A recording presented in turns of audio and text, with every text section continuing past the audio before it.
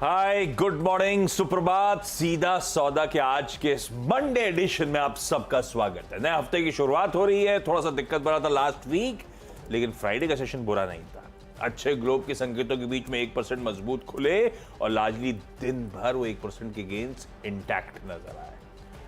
और जहां तक वीकेंड क्यूज की बात है, यूएस के बाजार मजबूत थे, एशिया जितना खुला हुआ है सब बढ़िया। असल जितना से मतलब जापान वगैरह बंद है, आज जो खुले हुए हैं मजबूती के साथ टिके हुए हैं। हाँ, हम थोड़ा सा एशिया को अंडर परफॉर्म कर रहे हैं क्योंकि वीकेंड डेवलपमेंट्स होंगे जो थोड़ा बहुत सेंटिमेंट्स पे वेक कर रहे होंगे। वो हिंडनबर्ग की रिपोर्ट और उससे रिलेटेड पेरिफेरल बयान वगैरह, वो सब थोड़ा सा मूड तो थोड़ा सा ठंडा कर ही रहे हैं। 40-50 पॉइंट दबाव के साथ खुलने के गिफ्ट निफ्टी इसीलिए शायद इंडिकेशंस दे रहा है। पर पिच ग्राउंड स्टेडियम क्राउड उस पर पहले चलते हैं, उसके बाद इस हिंडनबर्ग की रिपोर्ट रिलेटेड भी पिच पे क्या असर पड़ेगा उस पर आ जाएंगे। लेकिन पिच कैसी है? अरे ये तो ग्लोब पे भारी पड़ गई लग रहा है। हरियाली वाली है मस्त, पर ग्लोब की कोई गलती नहीं है, ग्लोब तो ठीक है। ग्लोब तो सही है, ग्लोब में कुछ हुआ नहीं। एक्चुअली फ्राइडे बहुत शांत सेशन था। थोड़ा बहुत मार्केट ऊपर ही। वीकली बेसिस पे आप देखो तो नेगेटिव दिखेगा, अदरवाइज तो ठीक था। वहाँ पे थक गए वो भी बेच के। अब ऐसा आज मतलब इसी वीक में CPI WPI के नंबर, कंज्यूमर सेंटिमेंट के नंबर्स, फिर अगले महीने की 17-18 को फेड की, तो ये सब बड़ी चीज़ों पे अब लोग मार्केट फोकस कर। रिजल्ट सीजन वहाँ पे ऑलमोस्ट डन है, इक्का दुक्का रिजल्ट बचे होंगे और 3/4 कंपनीज ने बेटर देन एस्टिमेट नंबर पेश किए हैं। अब इसको सुन के आप बहुत खुश हो जाएंगे। खुश होने की ज़रूरत नहीं है क्योंकि इतनी ही कंपनियों के गाइडेंस ख़राब है, तो इसलिए मार्केट ने उन रिजल्ट को अच्छा नहीं लिया था, क्योंकि रिजल्ट तो हिस्ट्री है, फ्यूचर गड़बड़ दिख रहा है। तो मुझे लगता है कि यूएस मार्केट को तो आप ये मान के चलो कि एक न्यूट्रल था फ्राइडे को, और वो अब बड़े नंबर आजकल में जो नंबर आएंगे CPI उस पर रिएक्ट करेगा, और इससे ज़्यादा कुछ बड़ी चीज़ें यूएस मार्केट में देखी। क्रूड हाँ थोड़ा सा 80 की तरफ बढ़ गया है, तो $2.5 ऊपर गया है। बहुत गिरा था इसलिए भी बाउंस बैक हुआ है, तो क्रूड आप कह सकते हो कि 80 के क्रूज पहुँच गया। बाकी डोमेस्टिक मार्केट में जो ये सब हुआ है इसका देखना पड़ेगा कितना असर होता है। हाँ, कितना असर होगा भी नहीं होगा। गिफ्ट तो कह रहा है थोड़ा बहुत होगा। ओके, तो अब अच्छा तो नहीं हुआ जो हुआ। हाँ, ये बात सही है कि कोई बुरा नहीं है, एलिगेशंस हैं, पर मूड खराब कर रखा है ना। ऐसे रीड कर लीजिए आप। अब देखते हैं ये आगे कैसे प्रोग्रेस होता है पूरा मामला, लेकिन प्रडाव पे रखेंगे। थोड़ा सा सेंटिमेंट्स में वे जरूर करेगा। मेयर एलिगेशंस हैं, रिबटल बढ़िया आता हुआ, क्लैरिफिकेशंस आते हुए, सारे 4 पॉइंट जो रेस करे थे उन सब पर क्लैरिफिकेशन आ गया है, तो ठीक है ये कहानी अब तक की। लेकिन ये मामला बहुत जल्दी ठंडा नहीं पड़ेगा, ऐसा कल रात के सारे डेवलपमेंट चीख के कह रहे हैं। पॉलिटिकली बहुत एक्टिव हो गए लोग। ये मॉनसून सेशन पार्लियामेंट का अंडरवे है क्या? मेरे ख्याल में शायद अभी है ना। हाँ, अभी तो है अंडरवे है, तो ये सब अभी खींचेगा। खैर, अच्छा ग्राफिक भी आ गए। अच्छा, टाइम रहा तो उस पर अपन और डिटेल में चर्चा कर लेंगे। पहले कर लेते हैं काम टीम्स की मेंशन। यस, ग्राफिक उसके बाद लेकर आइएगा। अमरा राजा एनर्जी एंड मोबिलिटी पहला स्टॉक। पहले अमरा राजा बैटरीज था, अब नया जामा, नया नाम, नया धंधा। नया धंधा मतलब ईवीज पे थ्रस्ट है। अब अपडेट आया कि इसका आर्म जो है अमरा राजा एडवांस सेल टेक्नोलॉजीज, उसने करार कराए पियाजियो व्हीकल्स के साथ। वो इटली की पियाजियो ग्रुप की इंडियन सब्सिडरी के साथ कोलैबोरेट करेंगे और सप्लाई करेंगे लिथियम आयन फॉस्फेट सेल्स और ईवी के चार्जर्स वगैरह। बढ़िया है। अभी for the timing Indian arm के साथ पियाजियो, लेकिन बड़ा ग्रुप है। हरा करते हैं भाई इस स्टॉक को इन डेवलपमेंट्स के बीच। दूसरा, सुप्रजीत इंजीनियरिंग को मैंने ग्रीन करा है। दरअसल 14 तारीख, 14 मतलब परसों, वेडनेसडे को जो बोर्ड मीट होनी है, इन्होंने अपडेट दिया है कि उस बोर्ड मीट पे अब ये कंपनी बायबैक पे भी विचार करेगी। एक प्रपोजल है बायबैक कंसिडर करने का, उसे बोर्ड विचार विमर्श करेगा। बायबैक, सुप्रजीत का स्टॉक तो दिखा दीजिए, ये रहा। इस स्टॉक को रिडाप रखते हैं आज उस बायबैक की मीट से पहले। तीसरा, मेट्रोपोलिस हेल्थ केयर है। रिजल्ट ठीक ठाक है, आय 13% बढ़ी, इबिटा 26% बढ़ा, मार्जिन्स 22.7 वाले 25, यानी कि 230 बेसिस पॉइंट्स का एक्सपेंशन है। तो और एक्सपेंशन एक्सपेक्टेड था क्योंकि इसके पीयर्स मार्जिन इंप्रूव कर रहे थे, पर एक्सपेक्टेशन से बेहतर ऑपरेशनली परफॉर्मेंस डिलीवर कर रहा है। सरदर्द इस डायग्नोस्टिक स्पेस का रिड्यूस हो रहा है, वो कॉम्पिटिटिव इंटेंसिटी वाला, ये अच्छी खबर है। अपन ग्रीन रखते हैं लेकिन ये बाजार फैक्टरिंग करके चल रहा है। 3 हरे हरे, 3 हरे, तो फिर मैं भी हरे की तरफ ही जाऊंगा। पहले मैं 4 बता दूं क्या? हाँ 4 बताइए। चलो 4 बता देता हूँ, इसलिए क्योंकि वो एक ही तरीके की इंडस्ट्री कंपनी है। आरती इंडस्ट्रीज़, ये इसके नंबर्स बहुत ही स्ट्रांग आए हैं।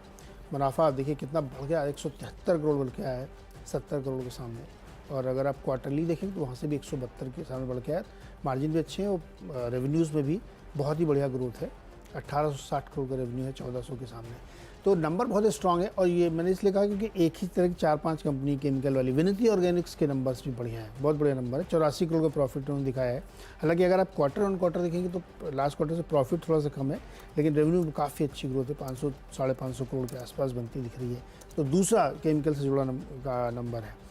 तीसरा एक और देखिए आप, सुप्रिया लाइफ, हालांकि ये फार्मा केमिकल है, लेकिन फार्मा कंपनी आप मान सकते हैं इसको, इसके भी नंबर बढ़िया आए हैं। मुनाफा 45 करोड़ के निकाला इन्होंने, और 250 करोड़ के आसपास के रेवेन्यू है। क्वार्टरली भी अच्छा नंबर है और ईयरली भी नंबर है। और मैंने कहा था चौथा तो वो एक्सेल इंडस्ट्री, ये भी एक केमिकल कंपनी, इसके नंबर बहुत ही स्ट्रॉन्ग है। 4 करोड़ के सामने, 6 करोड़ के सामने 32 करोड़ का प्रॉफिट, और 214 करोड़ के सामने 265 करोड़ का रेवेन्यू। प्री टैक्स नंबर भी 7 से बढ़ के 40 करोड़, तो बहुत ही स्ट्रॉन्ग नंबर है। ये भी एक केमिकल कंपनी है, तो 4 हो गए मेरे। अच्छा, फॉर दैट मैटर पार्लियामेंट का वो सेशन फ्राइडे को खत्म हो गया है। अच्छा, ओके। सिनेडाई, चलो सैटरडे मतलब अगले विंटर सेशन। सिनेडाई का मतलब basically without any future date का बिना रिज्यूम फ्यूचर होगा, डेट, यस। तो वो अपडेट, सॉरी उसके लिए। अच्छा, अगला रिजल्ट जो है वो है, अभी रिजल्ट्स ही हैं सारे। होनासा कंज्यूमर, मामा अर्थ, वो क्या नाम था एमडी और पापा अर्थ, तो एक का नाम याद है, गजल अलग। नहीं, रेजिग्नेशन क्या है? पापा और मामा है ना, हाँ, पापा सीईओ, मम्मी सीईओ, से ऐसा कुछ है। अच्छा काम कर रहे हैं। आय में 20% का जंप है, एबिटा 58% इंप्रूव हुआ है, मार्जिन 200 बेसिस पॉइंट बढ़े, और मुनाफा 62-63% बढ़ा है। नंबर्स अच्छे हैं होनासा के। स्टोवक्राफ्ट डिसेंट परफॉर्मेंस है, ऑपरेशनली ज्यादा अच्छा है। आय 6% बढ़ी तो उसके सामने एबिटा 30% बढ़ा, मार्जिन 180 बेसिस पॉइंट्स का इंप्रूवमेंट है। नंबर्स अच्छे हैं, इसीलिए ये भी ग्रीन। और पीएनसी इंफ्राटेक, साल दर साल नंबर्स अच्छे, ऑपरेशनली बहुत स्ट्रांग। आय 4% बढ़ी तो उसके सामने एबिटा तो डबल दिख रहा है मुझे, 436 से बढ़ के 970 करोड़ रुपीज, मार्जिन 21% वाले बढ़ के ऑलमोस्ट 45% पे पहुंच गए, और 180 करोड़ का मुनाफा बढ़ के 650 करोड़ रुपए कर डाला। नंबर अच्छे हैं, ग्रीन कर दिया। 6 के 6 ग्रीन। अच्छा, ज्योति सीएनसी, ये वो जो हैवी मशीनरी वाली कंपनी है, इसके नंबर आप देखिए तो 361 करोड़ का रेवेन्यू है, और 450 के सामने। क्वार्टर में, पिछले क्वार्टर में 450 करोड़ था, अभी 361 करोड़ है। लेकिन वायु आप कंपेयर करेंगे तो 208 के सामने 361। और प्रॉफिट आप देखिए 51 करोड़ इनका है इस क्वार्टर में, और पिछले क्वार्टर में 99 करोड़ था, लेकिन एक साल पहले ये 13 करोड़ नेगेटिव था। अब इसको कैसे समझना चाहिए? क्योंकि जिस तरह के काम करते हैं ना, इनकी ऑर्डर डिलीवरी पे रिजल्ट बहुत निर्भर करते हैं। तो किसी क्वार्टर में आप देखेंगे सीक्वेंसली नंबर आपको ऐसे दिखेंगे, लेकिन हमेशा इनको वाई कंपेयर करना चाहिए। ज्योति सीएनसी गुड स्ट्रॉन्ग नंबर है। ईएमएस, इसके भी नंबर आए हैं। मुनाफा जो है 37 करोड़ के आसपास बढ़ के आया 22 करोड़ से, और रेवेन्यू भी 206 करोड़ 108 करोड़ से बढ़ के, तो अच्छा क्वार्टर निकाला इन्होंने, तो इसको भी ग्रीन में रख सकते हैं। अच्छे हो गए भाई साहब। हाँ, ब्रेक लेना। वो हिंडनबर्ग मामला, हाँ, वो ग्राफिक जो है वो प्लीज लेकर आइएगा।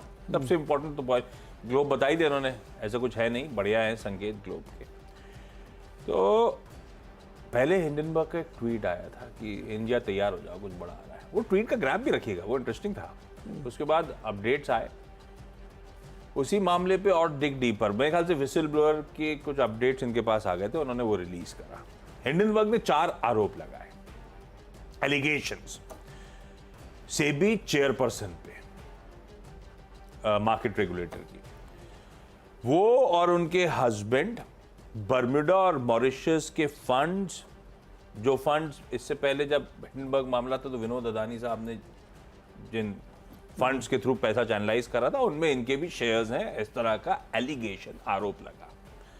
मैं साथ साथ, क्योंकि कल शाम को मैम का और उनके हस्बैंड के 15 पॉइंट का रिबर्टल आ चुका है उस हिंडनबर्ग के एलिगेशंस पे, तो उसके साथ कंटेक्स्ट में रख देता हूं। वो रिलीज मैम के और उनके हस्बैंड की कहती है कि वो हस्बैंड के चाइल्डहुड फ्रेंड उस कंपनी, उस फंड के CIO थे, चीफ इन्वेस्टमेंट ऑफिसर थे। तो उसके चलते उन्होंने फंड में इन्वेस्ट करा था, और जब तक वो थे 2019 तक, तब तक वो फंड में इन्वेस्टेड थे ये लोग। जैसे ही उन्होंने छोड़ा वो फंड, हमने भी पैसा निकाल दिया। ये था IIFL वेल्थ का फंड, 361 वैम जिसका आज की डेट में नाम है। और वो कहता है फंड, आप IIFL आके, कि इसने कभी किसी अदानी ग्रुप कंपनी के शेयर्स, ना बॉन्ड्स, ना इक्विटीज, ना किसी भी तरह के डेरिवेटिव्स में पैसा लगाया था। ठीक है।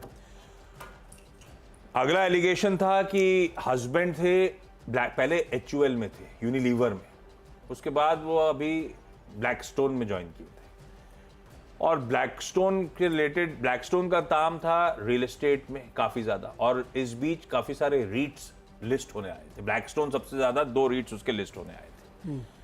तो कोई क्विड प्रो क्यों तो नहीं था इस तरह का। तो उसमें अपडेट्स आ गए कि रिक्यूजल लिस्ट में था माधवीपुरी बुच की, सेबी चेयरपर्सन की, ब्लैकस्टोन से कोई भी रिलेटेड मामला। ईज ऑफ डूइंग के तहत सेबी ने बहुत सारे फैसले लिए थे, उसमें रीट्स भी एक पार्ट था। और उनके हस्बैंड सप्लाई चेन मैनेजमेंट के एक्सपर्ट हैं, उसी साइड में काम करते थे, ना कि रियल एस्टेट में ब्लैकस्टोन के कोई लेना देना था उनका। फिर 2 कंसल्टिंग कंपनीज, एक इंडिया में, एक सिंगापुर में, अगोरा पार्टनर्स और अगोरा एडवाइजरी का जिक्र हुआ था कि इन कंसल्टिंग फर्म्स मैम के नाम पे हैं, जो शेयर्स बाद में हस्बैंड के नाम पे ट्रांसफर वगैरह वगैरह। पर इस पे आया था कि वो जब हम अपॉइंट हुए थे सेबी में, हमने इमीडिएटली सारा अपडेट सामने रख दिया था, ड्यू डिस्क्लोजर्स थे। और उसके बाद खैर सेबी ने भी कहा है कि जी हाँ, हमारे पास सारे ड्यू डिस्क्लोजर्स पहले से थे, जो ये रिपोर्ट में चर्चा हुई है। पर उसके बाद हिंडनबर्ग का फिर से अपडेट आया है, फिर से रिबर्टल्स, उस क्लैरिफिकेशंस प्रेस रिलीज पे आए हैं। लीडर ऑफ अपोजिशन के, कांग्रेस पार्टी चीफ के, सब अब इस स्लगफेस्ट में उतरते हुए, तो थोड़ा बहुत ओवरहैंग है, लेकिन हम फ्लैट ही खोलेंगे, ऐसा कोई ज्यादा दिक्कत नहीं है, ध्यान रखिएगा। और ऑप्टिक्स ज्यादा है, सब्सटेंस तो पता चलेगा कितना है जब शायद इसके बारे में और पता चलेगा, अपडेट्स आएंगे, जान खोजबीन होगी नहीं होगी। ऑपोजिशन खैर जेपीसी की डिमांड भी कर रहा है। खैर ब्रेक ले लेता हूं, ये वो मामला है जिस पे आज हमें रिएक्ट करने जाना है, इस पे और आगे चर्चा चलती रहेगी शो के दौरान। ब्रेक के उस पार बचे हुए 4 स्टॉक्स पे बातचीत।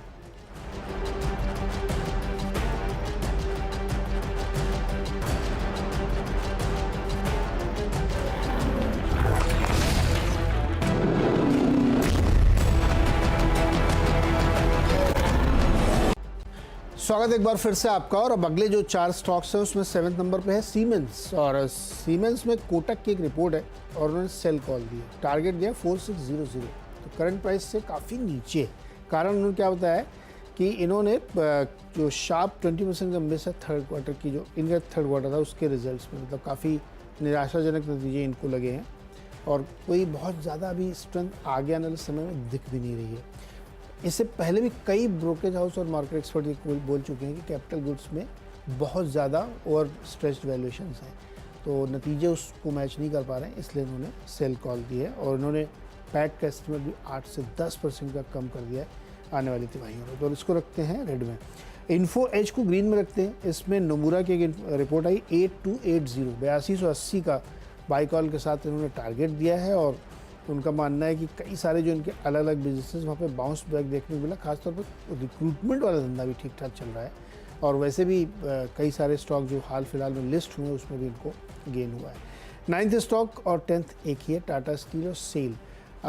मेटल में खास तौर पे आज थोड़ी नरमी रह सकती है कि ग्लोबली सारे मेटल्स अगर आप देखेंगे तो डाउन है, और लास्ट पूरे वीक में हेज फंड्स ने बहुत तगड़ी बिकवाली की है पूरे मेटल्स में, across the board, ferrous non ferrous का भेद नहीं किया उन्होंने, तो उसके मुझे लगता है दबाव। और सेल की तो वैसे भी यूके में काफ़ी झंझट चल रहा है, माफ़ कीजिएगा टाटा स्टील का, और सेल का नतीजा बहुत ही ख़राब आया था इंडिया में, तो इसलिए मुझे लगता है कि आज मेटल थोड़ा दबाव में रहनी चाहिए। मैस्टेक, हीरल चंद्राना जो सीईओ हैं, उन्होंने रिजाइन कर दिया है, लाल में रखा। भारत डायनेमिक्स बहुत कमजोर नंबर्स आए, 36% गिरी, 52 करोड़ का इबीटा लॉस, और मुनाफा 82% गिर गया। सीएससी ये ग्रुप की एंटिटीज बहुत रीरेट हो रही हैं, पर नंबर्स जस्टिफाई नहीं कर रहे हैं। आय साल दर साल 12% बढ़ी तो इबीटा 49% गिरा, मार्जिन 17% वाले 7% पे आ गए। Actual numbers, precise numbers screen पर आ जाएंगे। खराब परफॉर्मेंस। और सन टीवी नेटवर्क भी फीका रिजल्ट है। 59% वाले मार्जिन 54% पे मुनाफा गिर गया है। डिटेल स्क्रीन पर है। ये सारे चारों स्टॉक्स लाल में। क्विकली छोटा सा ब्रेक के उस पार्ट टीम्स का क्विक रैप अप।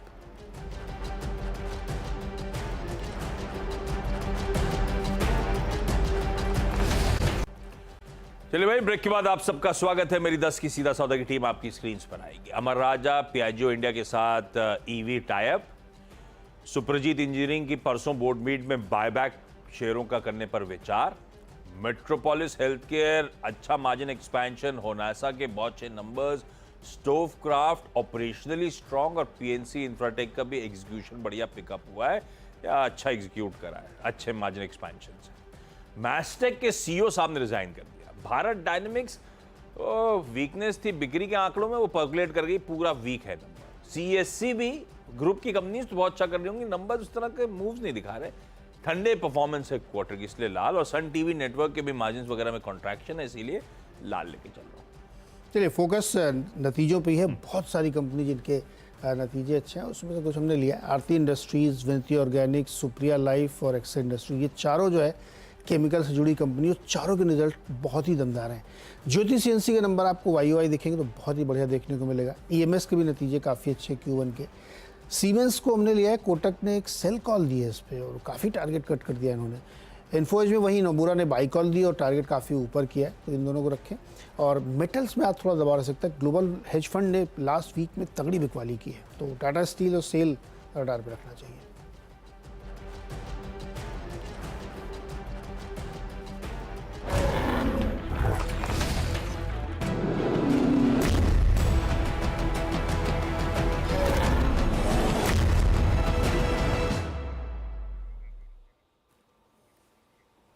चलिए, मुनाफे की तैयारी की ओर बढ़ते हैं और बहुत ही इम्पॉर्टेंट हफ्ता दिन सब कुछ हमारे लिए है, सबकी चर्चाएं करेंगे। लेकिन एक जो सबसे बड़ी बात हुई, जिसमें संडे के दिन सुबह सुबह अनुज को आना पड़ा और एक लंबा शुगर, मैं तो खैर बहुत दूर था, मुंबई से नहीं आ पाया। लेकिन अनुज, ये जो पूरा मामला हिंडनबर्ग से भी चीफ वाला है, क्या आपका असेसमेंट क्या कहता है? और आपने पूरा शो भी किया इस पर। जी, गुड मॉर्निंग आशीष, गुड मॉर्निंग। Good morning. ठीक है, जो आपने बात कही ना, संडे को मुझे आना पड़ा। मैं एक चीज़ मैं कहूँगा, समहाउ मुझे बहुत अच्छा लगा कल आके, क्योंकि इतने साल हो गए हमको इंडस्ट्री में, और फ्रैंकली कई बार आता ना ऐसे दिन के लिए हम मतलब एक यही दिन टेस्ट करते हैं हमको। तो कल मैं आया, शो किया हमने, और एक चीज़ जो निकल कर आई कि सारी जो मामले थे उन सब के क्लैरिफिकेशंस मोर और लेस आ गए। इसमें मैं एक लाइन ले रहा हूँ यहाँ पर, खुदा पहाड़ निकला चूहा, वो भी मरा हुआ। मतलब हिंडनबर्ग के जो आरोप हैं उसकी वजह से मुझे नहीं लगता कि मार्केट में कोई पैनिक होना चाहिए। और जो सेबी ने सफाई दी, अच्छा, एक तो सेबी ने सफाई दी, एक माधवीपुरी बुच ने और उनके हस्बैंड ने, दोनों ने एक अलग से भी सफाई दी, क्योंकि वो अलग इंडिविजुअल भी, और एज इंडिविजुअल उनके ऊपर आरोप लगाए, वो मेरे ख्याल से काफ़ी हैं। और देखिए, हिंडनबर्ग के जितने भी एलिगेशंस हैं ना, प्राइमा फेसी मुझे उसमें कोई दम लगता नहीं है। इवन वो जो आर्ग्यूमेंट, मेन दो आर्ग्यूमेंट है ना। एक आर्ग्यूमेंट तो है कि भाई आपने उसी फंड में इन्वेस्ट किया था, ठीक है, हर कोई इन्वेस्ट कर सकता है किसी भी फंड में, किसी को पता होना होता है कि ये आगे जाके इस तरीके से होने वाला है, ठीक है। और वो भी उसमें लॉस में उन्होंने बेचा उसको, ऐसा भी कुछ नहीं कि उससे उनको कोई बहुत ज़्यादा फ़ायदा हो गया था। तो ये एलिगेशन में कोई दम नहीं है। दूसरा जो एलिगेशन थी कि उनके जो हस्बैंड हैं वो ब्लैकस्टोन के साथ रिलेटेड थे। अगर आप उनके हस्बैंड का ही प्रोफाइल देखेंगे तो उनके हस्बैंड काफ़ी एक वेल नोन पर्सनालिटी हैं, जिन्होंने काफ़ी एक्सपीरियंस ले रखा है काफ़ी फील्ड्स में, और वो ब्लैकस्टोन में भी जिस डिपार्टमेंट में था उसका रीच से कोई लेना देना नहीं रहा। तो मेरे ख्याल से जो निकल कर आ रहा था कि ये कुछ दम है नहीं इन चीज़ों में। मेरा तो ये मानना है कि चलिए ठीक है, अगर एक बार के लिए आप मान भी लें कि इस पर दोबारा पूरी की पूरी जांच होनी चाहिए,